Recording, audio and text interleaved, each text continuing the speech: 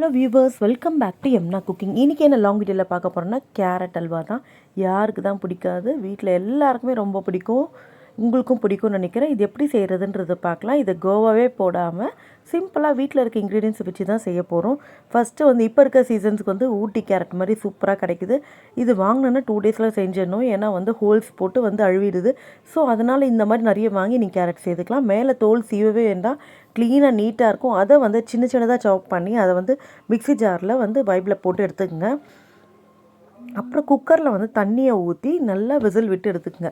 நல்லா மசிஞ்சு இருக்கணும், அப்போ தான் நல்லாயிருக்கும். இப்போ பாருங்கள், விசில் விட்டு எடுத்ததும் இந்த மாதிரி தான் இருக்கும். அப்புறம் ஒரு கடாய் எடுத்துக்கலாம். கடாயில் தேவையான கீ எடுத்துக்கோங்க. நான் வீட்டில் இருக்க முந்திரி மட்டும் போட்டிருக்கேன். திராட்சை இருந்தால் திராட்சையும் போட்டுக்கங்க. என்கிட்ட திராட்சை இல்லை, முந்திரி மட்டும் போட்டு வதக்கி எடுத்துட்டேன்.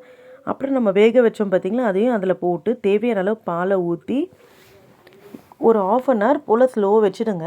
வச்சுட்டு நல்லா சுண்ட வரட்டும் பால். அப்போ தான் அந்த க்ரீமி கன்சிஸ்டன்சி வரும். அதுக்கு அடுத்ததாக சுகர் போட்டுக்கலாம். ஒரு பிஞ்ச் ஆஃப் சால்ட் போட்டுக்கிறேன். தேவைக்கேற்ற சுகரை போட்டு பிஞ்ச் ஆஃப் சால்ட்டு போட்டுருங்க. போட்டிங்கன்னா அதையும் கொஞ்சம் தான் டைம் எடுக்கும் தான். நல்லா கலரி விடுங்க. இப்போ கலர் கொடுக்கும் பாருங்கள். இதுக்கு முன்னாடி இருந்த கலர் வேறு. நம்ம சுகர் போட்ட பிறகு நல்ல கலர் டர்ன் ஆகும். எந்த கலருமே நான் போடலை. இது நேச்சுரலான இருக்க கலர் தான். சூப்பரான கேரட் அல்வா ரெடி ஆகிடுச்சு. வீடியோ பிடிச்சிருந்தால் லைக் பண்ணுங்கள், ஷேர் பண்ணுங்கள், சப்ஸ்கிரைப் பண்ணுங்கள். பாய்.